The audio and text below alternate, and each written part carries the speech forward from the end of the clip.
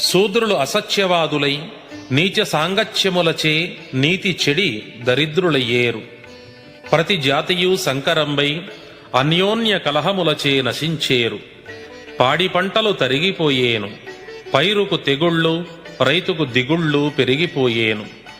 గోక్షీరము ఎంతగా పుడమిపై నశించునో ధర్మము అంతగా నశించేను. తండ్రి కొడుకులు తమలో తాము కలహించేరు.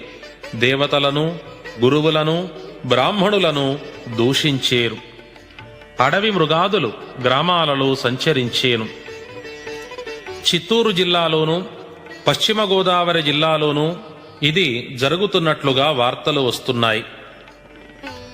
పంది కడుపున ఏనుగ పుట్టేను, ఏనుగకు పంది పుట్టేను.